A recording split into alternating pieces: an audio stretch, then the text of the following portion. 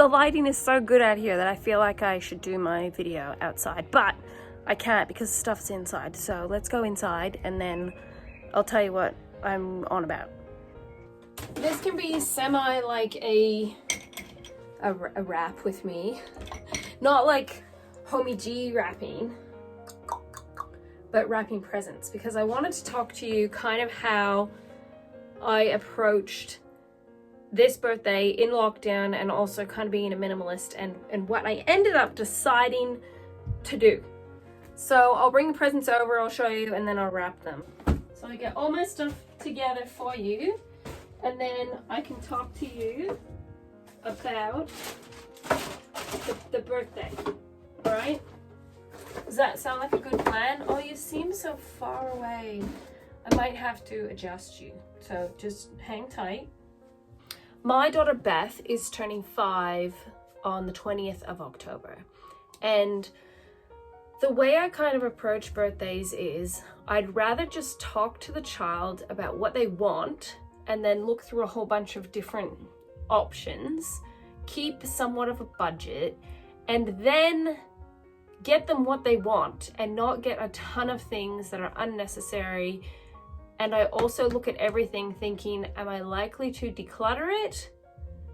Then I won't buy it. If I'm likely to declutter, I'm not gonna waste my money, my time and my effort to then realize in a year I'm gonna get rid of it. So that's kind of my whole philosophy about trying to have a simple birthday, and it works pretty good. So I have a box that looks like this.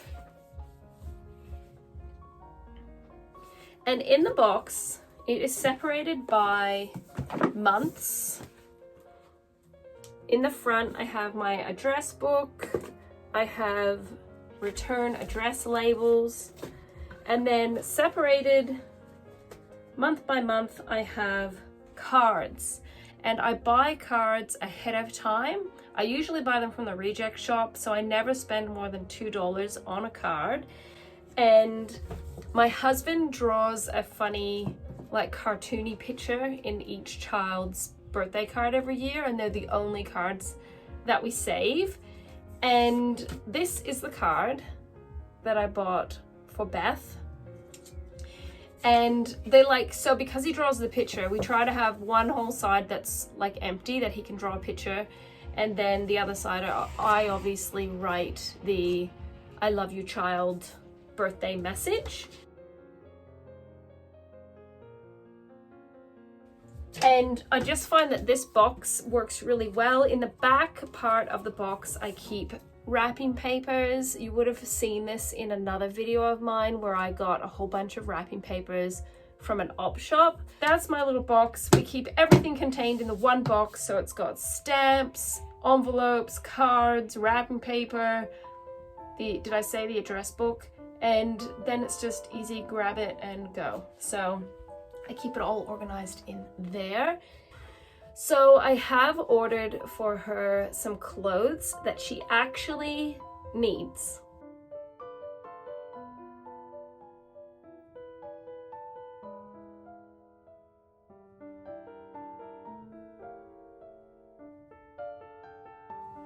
Another thing that she did ask for came from a local shop. So I'm like, woohoo! And the lady actually handed it to me wrapped in tissue paper in a paper bag. I have tied a ribbon, a purple ribbon onto it, but I will be giving Beth this exactly as it came wrapped. And she'll be really happy with that. So that's her main present. Is something that she mentioned on many occasions that she really wanted that. So that's her getting something that she really wants.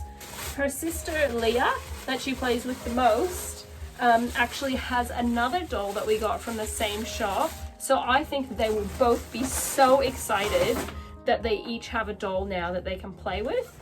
And I'm pretty excited too, because that's a lovely doll that's gonna kind of last forever. And so I just tied it like that and it's ready to go.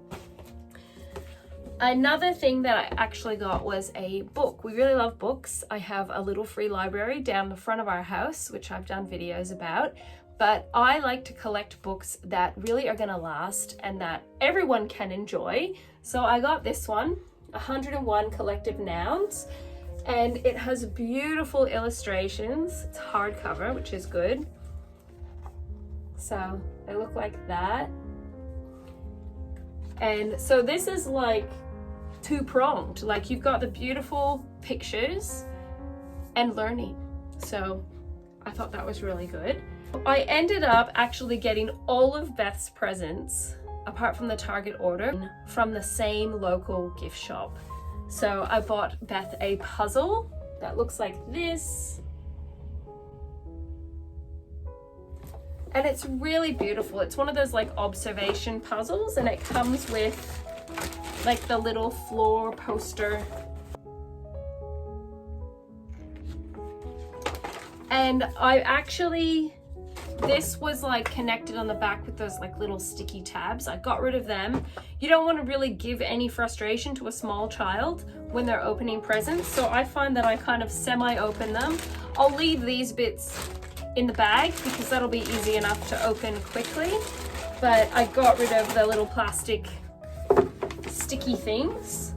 And same with this gift that I got her. So this is one of those like magnet book things where you get out the little pieces and make, for this one, you make different faces. So I thought this one was really super cute and that other children can play with her or, you know, use it. And it comes with the pieces in like a plastic, like tray thing like that. So, you know, I don't know how long these tray things tend to last with children. Sometimes I end up just discarding it and having the pieces loose in there. But we will see. Hopefully the baby doesn't get much access to this because 1 and 2-year-old babies like biting on stuff, don't they? So you got to be careful that their little piranha teeth don't destroy stuff. And like I said, this was covered completely in plastic, so I took that off and threw that away.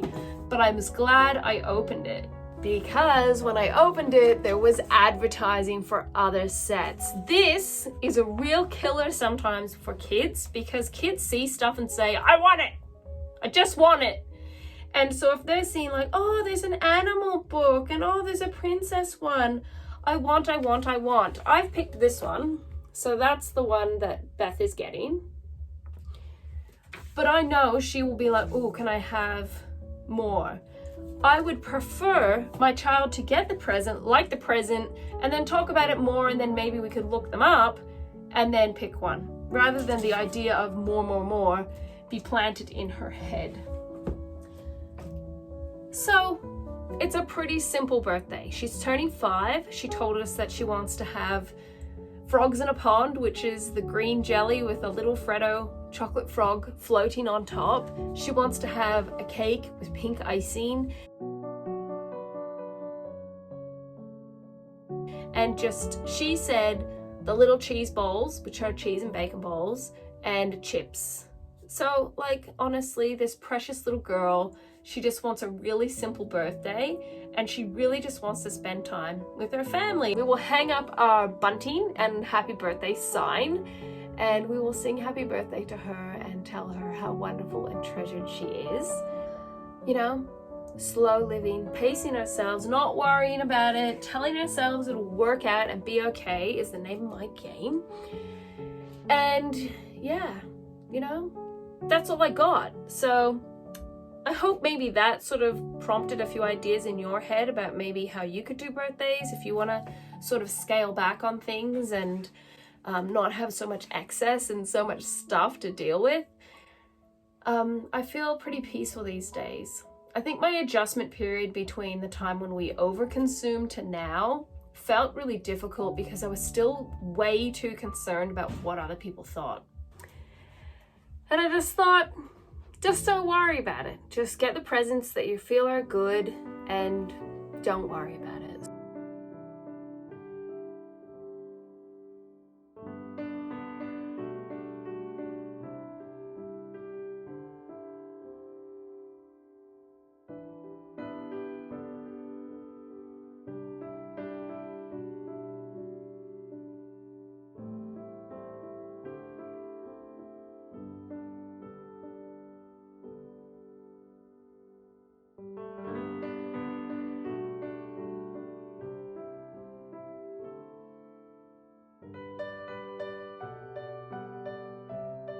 hopefully, like I said earlier, this inspired you or gave you some kind of ideas of how to have a nice, simple, but happy birthday. So there you go. And if it's your birthday, happy birthday.